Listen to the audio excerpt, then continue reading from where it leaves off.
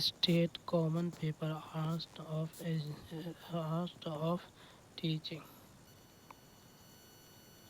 teaching and learning. Teaching and learning का meaning, process and करेक्टिविटीज के बारे में हम लोग जानेंगे। इंट्रोडक्शन इसका है शिक्षण यानी टीचिंग और अधिगम यानी लर्निंग।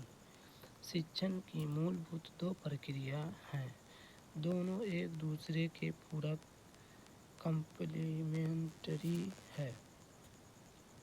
शिक्षण का उद्देश्य केवल ज्ञान देना नहीं बल्कि विद्यार्थियों में सोचने, समझने, समस्या समाधान और मूल्य दृष्टिकोण का विकास करना भी है।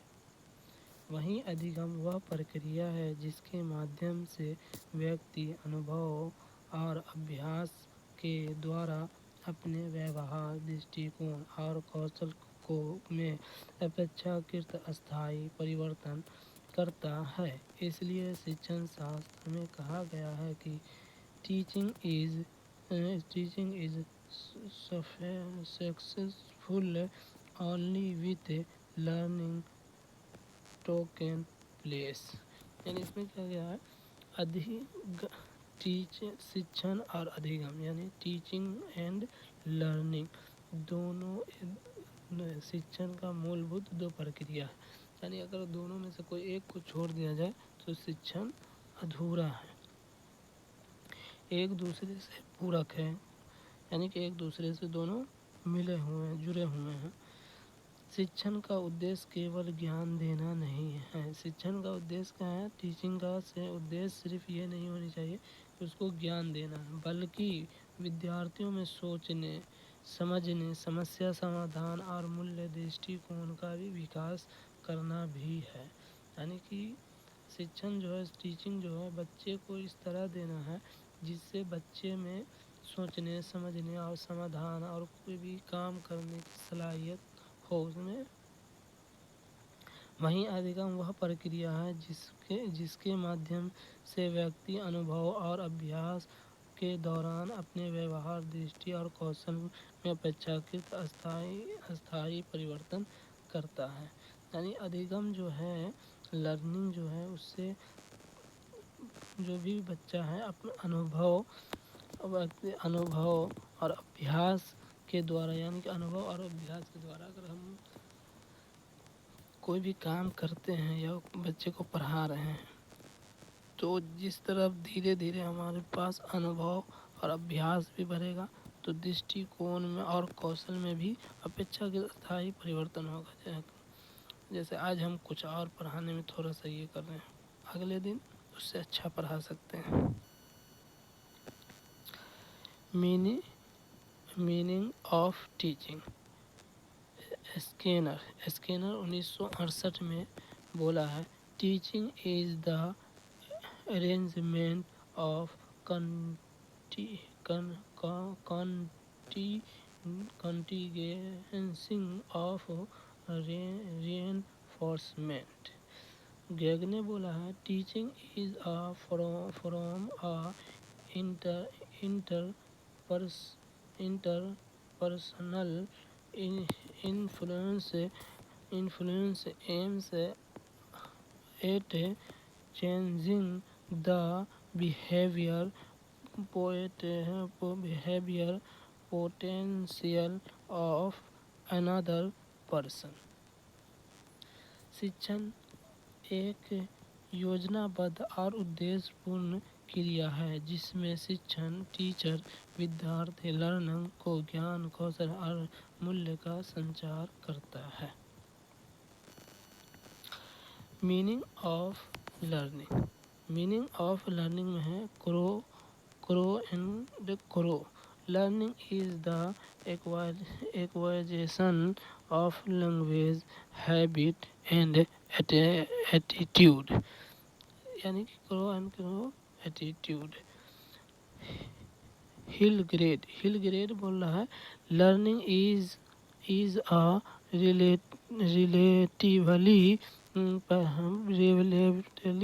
permanent change in behaviors that occurs as a result of practice of experience यानी कि हेल बोल रहा है कि जो बच्चा ज्ञान प्राप्त करता है उसको बिहेवियर में चेंज होता है, उसको प्रैक्टिस से होता है। अधिगम वह प्रक्रिया है जिसको अनुभव और अभ्यास के कारण व्यक्ति के व्यवहार, सोच, दृष्टि और कौशल में अस्थायी परिवर्तन होता है। यानी कि अगर कोई भी है बच्चे को अगर हम पढ़ा रहे हैं तो वो पहले हम शुरू में ABCD पढ़ाते हैं, फिर उसका से धीरे धीरे उसको आगे बढ़ाते हैं। उससे वो क्या होता है, वो सीखता हो चला जाता है। तो आगे जो वर्ड मान के चलिए आज हम ABCD उसको पढ़ा रहे हैं, फिर उसका शब्द बनाएंगे। शब्द बनाने के लिए तो वर्ड की ज़रूरत पड़ेगी, तो वर्ड जो की ज़रूरत पड़ेगी तो शब्द बनाने के लिए तो वो बच्चा एक दूसरे से रिलेट करेगा और वो सीखते हुए आगे बढ़ेगा। Process of teaching is a systematic process जो टीचर स्टूडेंट इंटरेक्शन पर आधारित है। इसे मुख्य 4 चरण हैं। प्रोसेस यानी कि इसके 4 चरण हैं। इसमें क्या क्या है? प्लानिंग, इसके मुख्य चरण है, 4 चरण मुख्य चरण है। Planning, presentation, interaction, feedback, reinforcement, evolution. Planning में उद्देश्य निर्धारित करना, सामग्री का चयन, विधि और सहायक साधनों का चयन। यानी कि प्लानिंग हम करेंगे कि अगर हम स्कूल में जाते हैं पढ़ाने के लिए तो उसमें क्या है कि बच्चे को पहले हम प्लानिंग कर लेते हैं कि हमको क्या पढ़ाना है, कल हमको क्या पढ़ाना है। उस हिसाब से हम तैयार करके जाते हैं और उस हिसाब से हम बच्चे को पढ़ाते हैं। प्रेजेंटेशन का हो गया, ज्ञान को रोचक एवं व्यवस्थित तरीकों से प्रस्तुत करना। यानी प्रेजेंटेशन यानी ज्ञान जो हम प्लानिंग में किए जो लेसन पढ़ाना है हमको, उसको किस तरह प्रेजेंटेशन यानी बच्चे के सामने पढ़ाना है जो बच्चे उससे रुचि भी हासिल हो, उसको पढ़ने में मन लगे। इंटरेक्शन प्रश्न उत्तर चर्चा गतिविधियों द्वारा इंटरेस्ट को सक्रिय बनाता है। यानी बच्चे से अगर हम पढ़ा रहे हैं सिर्फ पढ़ाते जाए उसमें बच्चों से पढ़ाने के बीच में कहीं किसी वक्त बच्चे से कोई सवाल पूछ ले, कोई प्रश्न पूछ ले या कोई चर्चा कर ले या बच्चे ने से पूछे कि कुछ और तुमको अगर कोई डाउट है तो बताओ, तो इस तरह से इनसे इंटरेक्शन होगा। फीडबैक या रेनफोर्स, छात्र के उत्तरों का व्यवहार पर सकारात्मक प्रतिक्रिया देना। अगर कोई बच्चा अगर सही जवाब दिया है तो उसको शाबाश करना, अगर कोई बच्चा जवाब नहीं दे रहा है तो उसको मोटिवेट करना कि हाँ तुम बोल सकते हो या तुम ये कर सकते हो। इवोल्यूशन, सीखने की प्रक्रिया की जांच करना। इवोल्यूशन यानी कि लास्ट में जब हम पूरा पढ़ा लेंगे जो लेसन हमको पढ़ाना है, जिसका हम प्लानिंग कर लिए उसको हम पढ़ाने के बाद उसमें क्या उसकी जांच करना है, यानी उसमें से कुछ सवाल बच्चे से पूछना है या कुछ सवाल दे देना है। प्रोसेस ऑफ लर्निंग एक आंतरिक मानसिक प्रक्रिया है जो निम्न चरणों से गुजरती है। यानी कि लर्निंग जो है एक आंतरिक मानसिक प्रक्रिया जो निम्न चरणों से गुजरती है। मोटिवेशन, प्रेरणा, अटेंशन, ध्यान, अनुभूति, परसेप्शन, अनुभूति, प्रैक्टिस या एसोसिएशन, अभ्यास, feedback, retention and transfer. Motivation यानी प्रेरणा, सीखने की इच्छा उत्पन्न होती है। यानी मोटिवेशन यानी बच्चे को अगर हम पढ़ा रहे हैं तो उसको मोटिवेट भी करें कि तुम ये काम कर सकते हो, ये कर सकते हो। उसको मोटिवेट करेंगे तो वो बच्चा उसके अंदर इच्छा यानी उत्पन्न होगी कि हाँ हम भी ये कर सकते हैं, हम भी ये सीख सकते हैं। अटेंशन ध्यान विषय पर फोकस किया जाता है, यानी कि उसको हम जब मोटिवेट करेंगे तो वो अटेंशन यानी ध्यान देगा उस चीज़ पर कि हाँ हम ये सीख सकते हैं विषय को। अनुभूति परिस्पेक्ष सूचना को समझना और गहन करना, और उसका से उसको समझने और गहन करने करेगा। प्रैक्टिस अभ्यास नए ज्ञान के अभ्यास और पूर्व ज्ञान से जोड़ेगा। जैसे कि कोई बच्चा रहता है, अगर उसको देखा जाए तो अगर एक उसको कोई जानवर दिखाया जाए, जैसे कि बिल्ली ही दिखाया जाए, तो वो 4 पाँव वाली बिल्ली, वो बिल्ली को देखेगा। अगर उसी तरह का जानवर और कोई दूसरा आ गया, ऐसे कि अगर कुत्ता ही आ गया, तो वो बोलेगा कि वो बिल्ली बड़ी बिल्ली है, लेकिन उसको हम बताएंगे कि नहीं वो बिल्ली नहीं है, वो क्या है, कुत्ता है। तो वो तो दोनों जानवर दो था, मगर वो बच्चे की क्या बोला, एक ही है। तो इस तरह से हम बच्चे को बोलेंगे कि नहीं वो कुत्ता है, ये बिल्ली है, तो वो बच्चा उसमें फ़र्क समझेगा कि हाँ वो कुत्ता था, ये बिल्ली, यानी कि बिल्ली छोटा होता है, कुत्ता बड़ा होता है। इस तरह वो बच्चे समझ सकते हैं। फीडबैक सही या गलत प्रयास की जानकारी मिलती है। रिटेंशन ट्रांसफ़र सीखा हुआ ज्ञान लंबे समय तक रखना और नई स्थितियों में उपयोग करना। हाँ, ट्रांसफ़र माने हो गया कि अगर हम जो शुरू से सीख रहे हैं, सीखने के बाद मान के चलिए कि मैं सीख रहा हूँ, अगर मेरा सीख रहा हूँ, मान के चलिए तब मैं हिंदी सीखा, हिंदी सीखने के बाद ये तो नहीं है कि हम हिंदी आज हम अगर हिंदी 9th-10th में हम हिंदी पढ़ लिए, 11th-12th में हमको हिंदी नहीं लेना था, मगर हिंदी नहीं लेना, फिर 11th-12th के बाद अगर हम दूसरी जगह गए पढ़ने, तो उसमें क्या है कि हिंदी की हमको ज़रूरत है। तो कौन हिंदी, अब 9th-10th में हम जो पढ़े थे वो हिंदी वहाँ भी काम आए। तो यह क्या हो गया, सीखा हुआ लंबे समय तक रखा और नई परिस्थितियों में। अगर वहाँ जो हम अगर ये 9th-10th में अगर हिंदी नहीं पढ़े हुए रहते तो वहाँ हमको परेशानी होती। इस तरह से हम characteristics of teaching, characteristics of teaching planned and परफो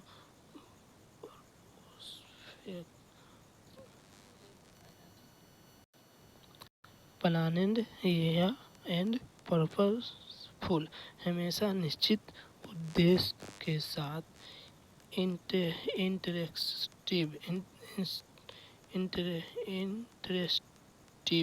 शिक्षण और छात्र दोनों की सक्रिय भागीदारी, यानी शिक्षक और छात्र दोनों की सक्रिय भागीदारी होगी, तभी हम बच्चे को सिखा सकते हैं। डायनेमिक परिस्थिति के अनुसार बदलने योग्य, परिस्थिति के अनुसार बदलने योग्य, यानी कि जैसे कि बच्चे क्लास में हम पढ़ा रहे हैं, क्लास में पढ़ाने के समय में उसमें 2-3 तरह के बच्चे होते हैं। कोई बच्चे जो होते हैं स्लो लर्नर होता है, कोई मीडियम स्लो मीडियम लर्नर होता है, कोई हायर रहता है। जो हायर रहता है जो उसको हम एक मरतबा बताएंगे कुछ तो वो सीख जाएगा, जो मीडियम रहेगा उसको थोड़ा सा हिंट देंगे तो वो समझ जाएगा। एक स्लो लर्नर होगा तो उसको हमको थोड़ा ज़्यादा हेल्प करने की ज़रूरत है। जैसे परिस्थिति के अनुसार बदल देना।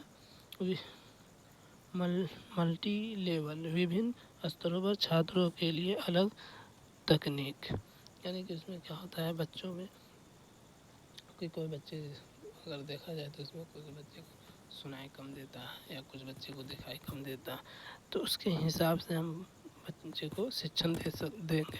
कंटिन्यूअस, यह एक सतत प्रक्रिया है। स्किल बेस प्रश्न पूछना समझना जैसे टीचिंग स्किल की आधारित है। Characteristics of learning. Change in behaviour अपेक्षाकृत स्थायी परिवर्तन लाता है। यानी change in behaviour characteristics of learning में चेंज इन बिहेवियर अपेक्षाकृत स्थायी परिवर्तन लाता है।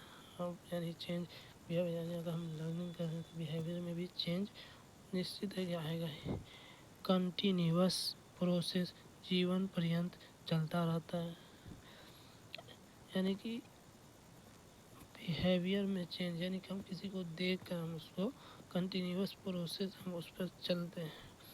एक्टिव प्रोसेस केवल सुनना नहीं करना भी आवश्यक है। यानी एक्टिव प्रोसेस में यानी सिर्फ सुनना ही नहीं, करके भी दिखाना है। जैसे कि अगर कोई प्रोजेक्ट कर रहे हैं तो बच्चे को दिखा के करेंगे, दिखाएंगे। गोल डायरेक्शन प्रत्येक अधिगम का कोई उद्देश्य होता है।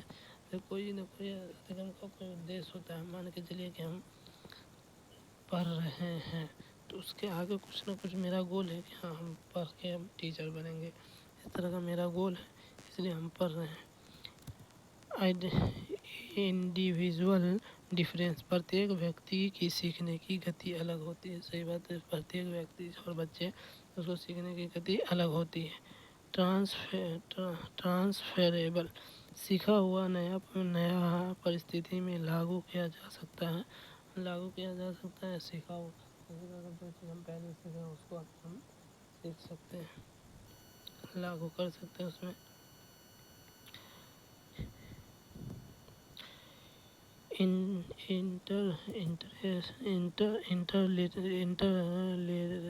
इंटरलेटियनशिप between teaching and learning. Teaching बिना लर्निंग के अधूरा है और लर्निंग बिना टीचिंग के अधूरा और असंगत है। यानी कि टीचिंग के बिना लर्निंग नहीं हो सकता, लर्निंग के बिना टीचिंग नहीं हो सकता है। अगर दोनों में से किसी एक को हटा दिया जाए तो अधूरा, असंगत अधूरा रहेगा, इसलिए दोनों को एक साथ ही चला जाता है। एक कुशल शिक्षक केवल ज्ञान नहीं देता बल्कि विद्यार्थियों को क्रिटिकल थिंकिंग, क्रिस्टेटिक और प्रॉब्लम सॉल्विंग स्किल को बढ़ाता है। दोनों चीज़ बढ़ाता है। एक अच्छे जो कुशल शिक्षक है जो बच्चे को सोचने समझने की सलाहियत भी होता है, उसको हल करने की भी। आधुनिक दृष्टि में टीचिंग का कार्य फैसिलिटेटिंग लर्निंग माना जाता है। कंक्लूजन। टीचिंग और लर्निंग शिक्षण प्रणाली के दो अभिन्न पहलू हैं। टीचिंग के प्लानर और पर्पसफुल प्रक्रिया है, जबकि लर्निंग अनुभव और अभ्यास से होने वाला परिवर्तन है। दोनों प्रक्रियाओं के केंद्र में विद्यार्थी लर्नर होता है। आधुनिक शिक्षा में शिक्षक का कार्य केवल नॉलेज गिव नहीं बल्कि लर्निंग फैसिलिटेटर के रूप में उभरता है। इस प्रकार टीचिंग और लर्निंग एक दूसरे के पूरक हैं और दोनों का अंतिम उद्देश्य है विद्यार्थियों का समग्र विकास। यानी कि इसमें है कि टीचिंग और लर्निंग शिक्षण प्रणाली के दो अभिन्न पहलू हैं। टीचिंग एक प्लान्ड और प्रोसेसफुल प्रक्रिया है। यानी कि टीचिंग जो है एक प्लान, यानी कि हम प्लानिंग करते हैं, और प्रोसेसफुली प्रक्रिया, जबकि लर्निंग अनुभव और अभ्यास से होने वाला परिवर्तन है। यानी कि लर्निंग जो है अभ्यास से, यानी अनुभव या अभ्यास से होने वाले परिवर्तन है।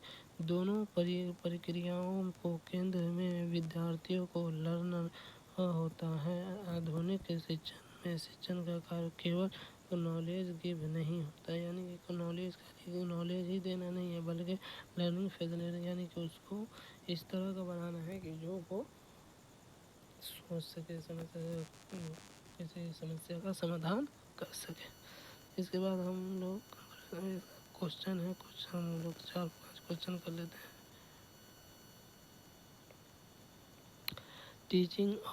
टीचिंग का मूल उद्देश्य क्या है?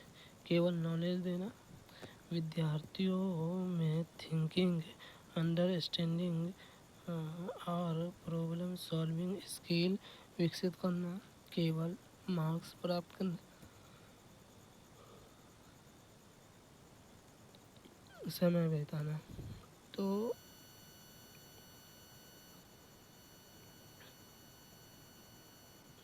देखा जाए तो टीचिंग का मूलभूत उद्देश्य क्या है?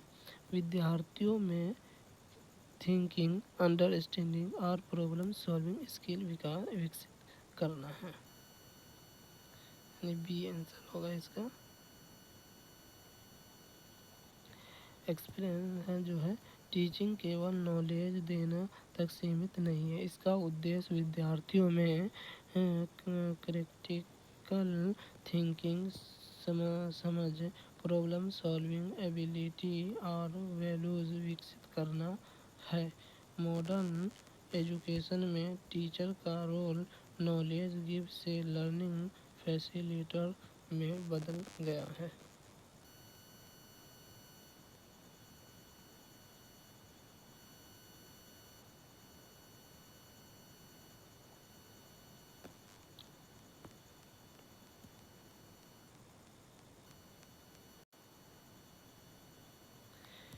हिलग्रेड के अनुसार लर्निंग किसे कहते हैं? केवल याद करना, प्रैक्टिस और एक्सपीरियंस में से होने वाला रिलेटिवली परमानेंट से बिहेवियर चेंज, केवल टीचर्स से सीखना, केवल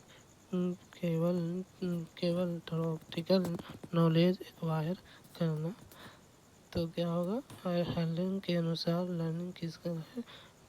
प्रैक्टिस और एक्सपीरियंस से होने वाले रिलेशनशिप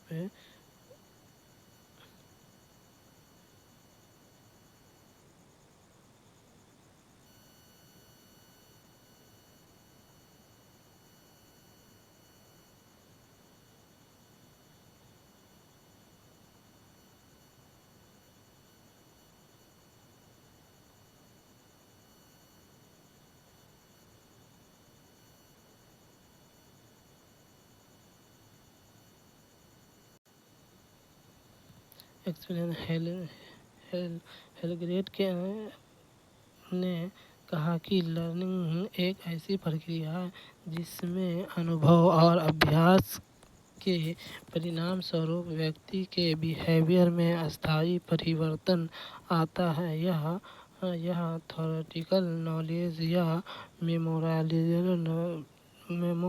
मेमोराइजेशन तक सीमित नहीं है। टीचिंग प्रोसेस में कौन सा चरण स्टूडेंट को एक्टिव बनाता है? Planning, presentation, interaction, evaluation. तो इसमें क्या होगा? तीसरा होगा इंटरेक्शन चरण का प्रश्न उत्तर, डिस्कशन और एक्टिविटीज के माध्यम से लर्निंग एक्टिव होता है। यह टीचिंग को पैसिव लेक्चर में बदलकर डायनेमिक और एंगेजिंग बनाता है।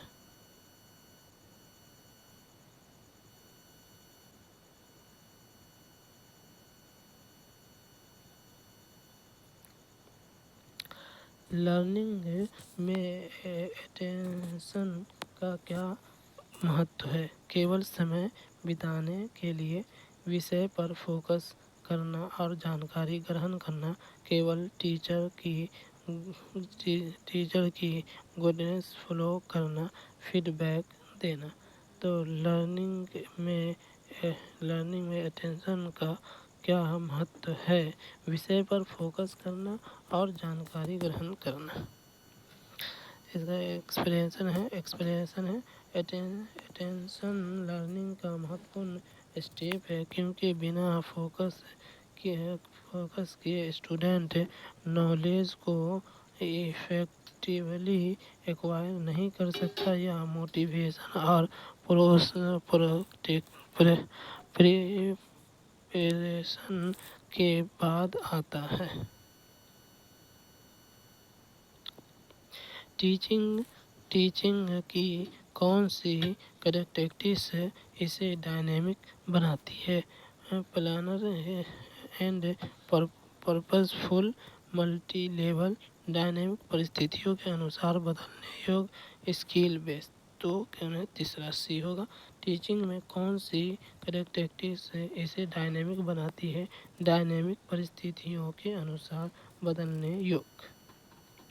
डायनेमिक होने का मतलब है कि टीचिंग मेथड और स्ट्रेटजीज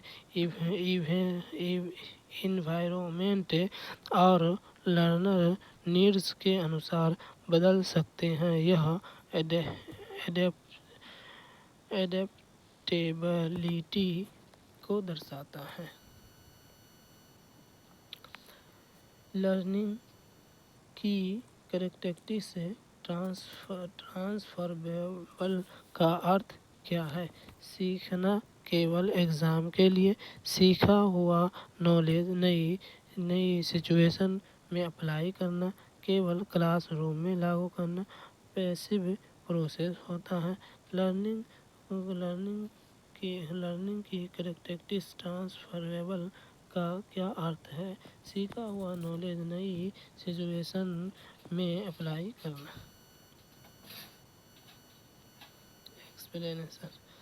एक्सप्लेनेशन है ट्रांसफरेबल लर्निंग का मतलब है कि एक्वायर नॉलेज या स्किल को नई कॉन्टेक्स्ट में इस्तेमाल किया जा सकता है। यह सीखने की प्रैक्टिकल यूटिलिटी और होलिस्टिक डेवलपमेंट को बढ़ाता है।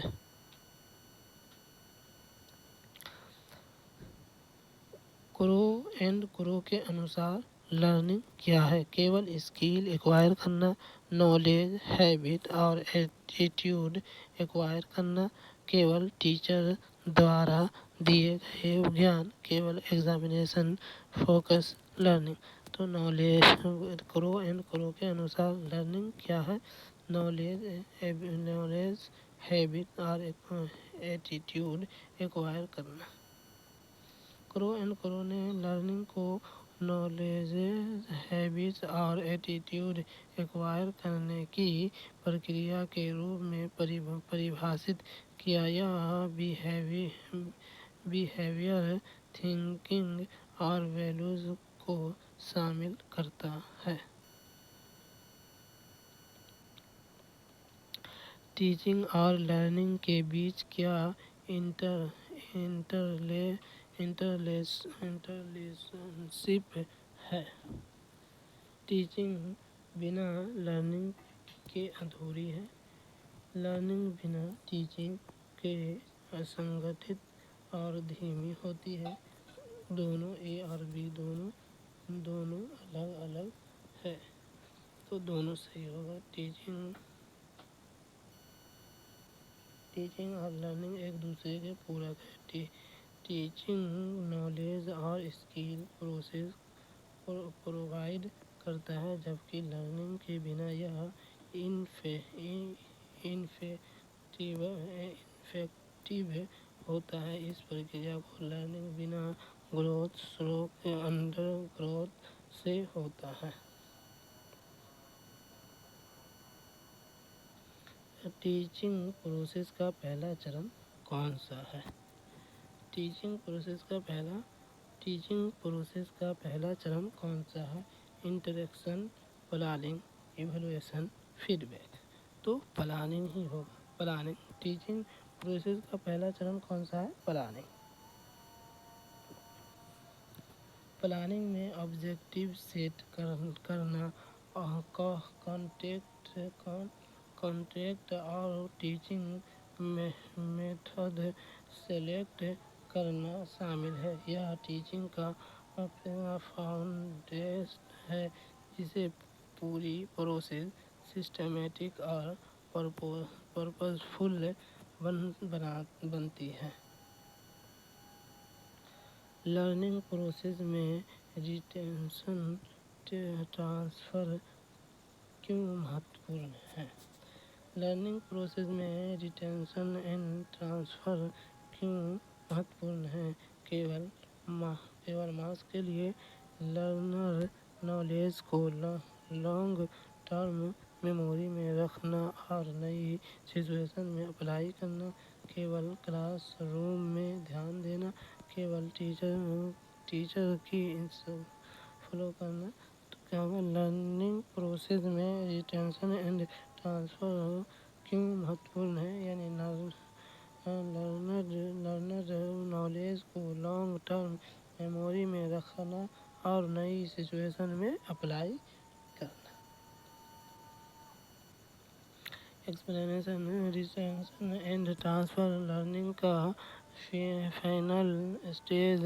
रिटेंशन इंश्योर कि नॉलेज लॉन्ग टर्म मेमोरी में सुरक्षित रहे और ट्रांसफ़र यह दिखाता है कि लर्नर नए प्रॉब्लम्स और कॉन्टेक्स्ट में एक्वायर्ड नॉलेज को इफेक्टिवली यूज़ कर सकता